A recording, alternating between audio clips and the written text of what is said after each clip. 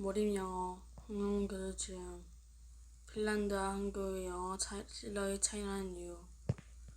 우리나라 학부모의 자녀의 영어 교육에 지출하는 비용이 한 해 5조 4,250억에 이른다고 한다. 교육부와 통계청이 공동으로 발표한 2017년 초-중-고 사교육비 조사 결과다. 여기에 미취학 아동과 대학생 및 취업준비생의 교육을 합하면 한국 사람이 한 해 영어를 배우는 데 쓰는 돈은 10조 원이 훌쩍 넘을 거라고들 한다. 지난 2016년 스웨덴 글로벌 교육기업 EF가 발표한 바에 따르면 한국은 세계에서 영어 교육에 가장 돈을 많이 쓰는 나라로 조사했다. 반면 국가별 영어 구사능력 순위에서는 조사 대상 70개국 26위에 그쳤다.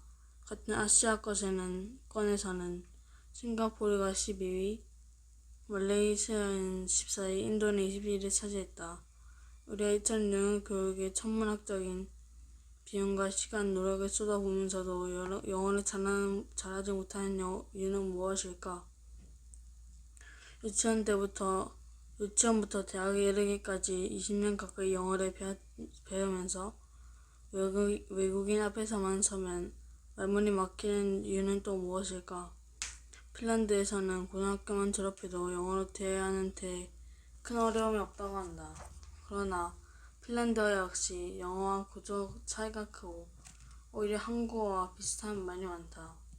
그런데도 영어 구사 능력에서 한국과 극명한 대조를 보이는 이유는 바로 교육 방식의 차이 때문이다.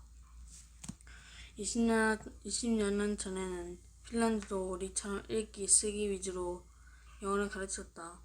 그러다 점차 듣기, 말하기 위주의 실용 영어 학습 방향을 바꾸면서 이런 변화가 생겼다고 한다.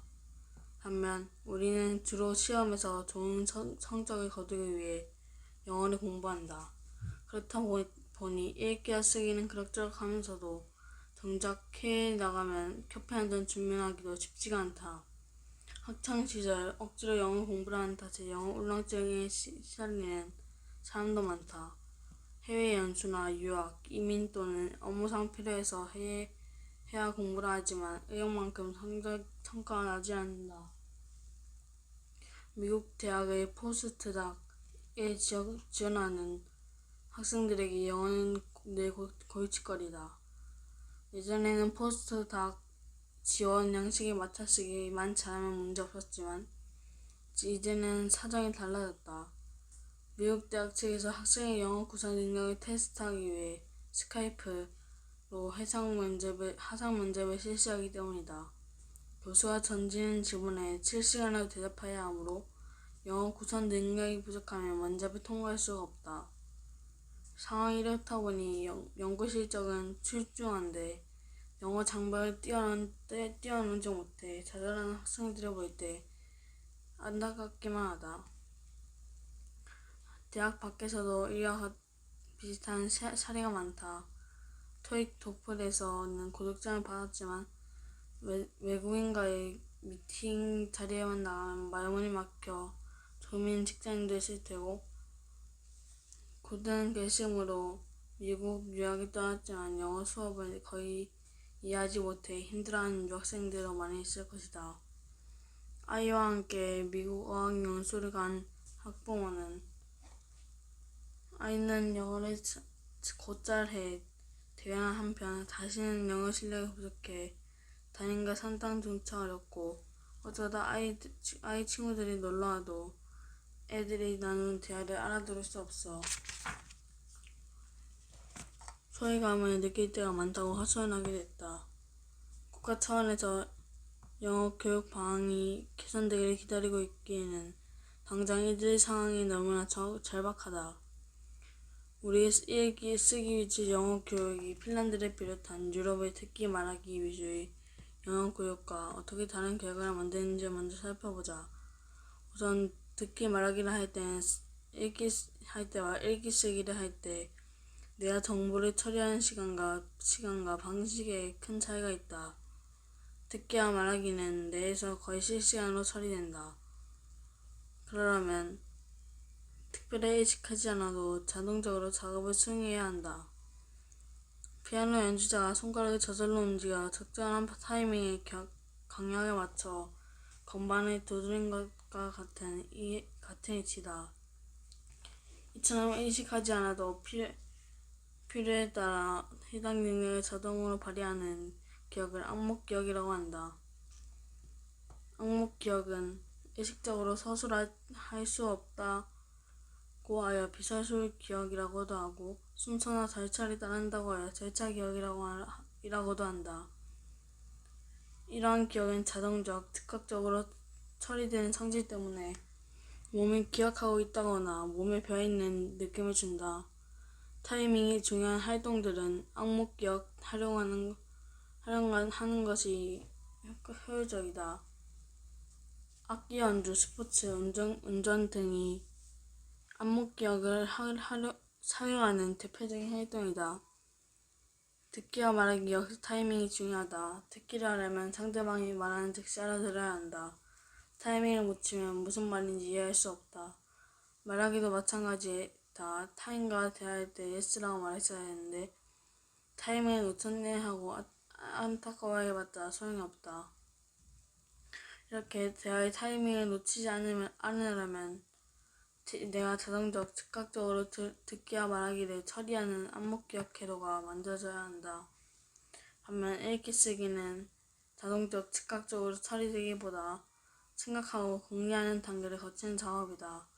이처럼 의식적으로 관련 기억을 인출하고 처리하는 기억을 외현기억이라고 한다. 의식적으로 서술할 수 있어 서술기억이라고 한다. 우리는 그동안 시험 대비형 영어 공부를 주로 해왔다.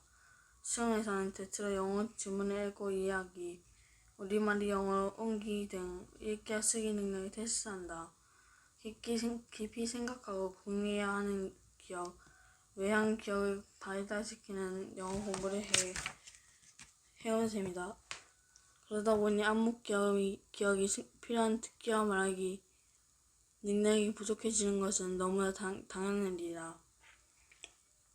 아이가 모국어를 습득하는 과정이 어떤지 떠올려보자.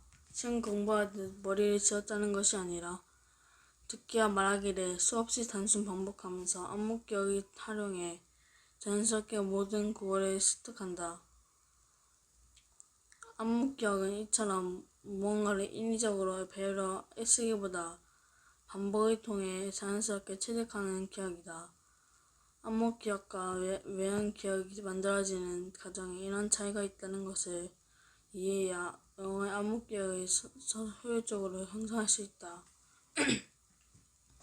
무언가를 잘하려면 노력이 뒤따라야 하고, 그러려면 반드시 동기가 있어야 한다. 동기는 외적과 내적 동기로 나뉜다. 외적 동기는 외부에서 강제로 주어지는 동기다. 시험, 상발제, 상여금 등이 여기에 해당한다. 반면 내적 동기는 만족, 보람, 즐거운 눈높이 등이 주로 내면에서 일어나는 동기를 가리킨다. 외적 동기가 수동적인 노력을 유도한다면 내적 동기는 능동적인 노력을 기울이게 한다. 성공하는 사람들의 공통점은 내적 동기가 발달해 능동적인 노력을 한다는 것이다. 따라서 무언가를 잘하려면 내적 동기에 주목해야 한다. 이제 잠시 멈추고 한번 생각해보자. 나는 왜 영어를 잘하고 싶은가? 왜 영어를 잘해야만 하는가? 시험을 잘 보기 위해? 승진하기 위해? 그렇다면 당신은 외적 동기가 움직이는 셈이다. 외적 동기가 불러일으키는 노력에는 한계가 있다. 그런 목적이라면 영어 공부가 괴롭고 힘들기만 하다. 몸은 책상에 앉아 있어도 무의식이 영어 공부를 거부한다. 그러나 효율이 오를 리 없다. 반면 탭스에서 비교적 좋은 성적을 거둔 학생들은 영어 공부가 자신에게 꼭 필요하고 중요한 일이며 그간 바빠서 영어를 공부할 기회가 없었는데 이번 시험을 계기로 실력을 향상시켜 보겠다고 긍정적으로 생각하고 있었다. 두 집단 간의 영어를 대하고 태도 차이가 매우 큰 것이다. 끝.